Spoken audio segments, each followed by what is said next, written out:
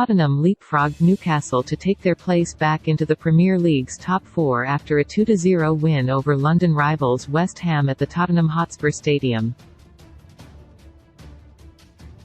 Second-half goals from Emerson Royal and Son Heung-min were enough to see Antonio Conte's men claim all 3 points and move to fourth spot in the Premier League. Son had been dropped to the bench in favour of Richarlison, but made an impact as a 68th-minute sub to seal the game for the home side. As for West Ham, the defeat leaves David Moyes' side in the bottom three of the table and in the thick of a relegation scrap. Here, Sportsmail's Kieran Gill takes a look at some of the things you may have missed from Sunday's capital clash. Tottenham celebrate the 2-0 win over West Ham that saw them move into the top four. Super sub Son at home to Leicester in September was the last time Heung-min Son was dropped when fit. Yet he responded to that kick up the backside in spectacular fashion, scoring a 13-minute hat-trick as a substitute as Tottenham triumphed 6-2. Son knows he has not been good enough this season, he admitted that in an exclusive interview in Saturday's Daily Mail, and he was dropped by Antonio Conte for this game. Yet like last time, he came on, he scored and he ensured the win was Tottenham's. The perfect response that a manager could ask from an axed player.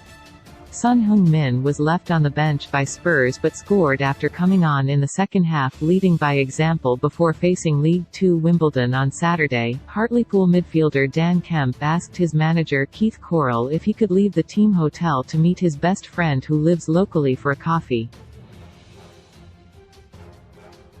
That friend? Declan Rice. Kemp, who, like Rice, is 24 and formerly of Chelsea and West Ham's academies, went on to score twice as Hartlepool came from 2-0 down to draw 2-2. Clearly the catch-up with Rice inspired Kemp. Rice has a responsible head on his shoulders. At full time here, said Benrahma wanted to go straight down the tunnel. But West Ham's captain wouldn't allow it. He beckoned him over towards the corner so he could applaud the travelling fans and then had a chat with Benrahma as they both left the field. Good leader, Rice. Declan Rice offers West Ham some hope of survival thanks to his leadership in the team. He's one of their own. Harry Kane walked out of the tunnel with his two daughters Vivian and Ivy by his side as mascots, each of them wearing Tottenham shirts with 267 and Daddy on the back. To their right was a giant mosaic in the south stand which read, Harry, with a silhouette of the striker through the letter A.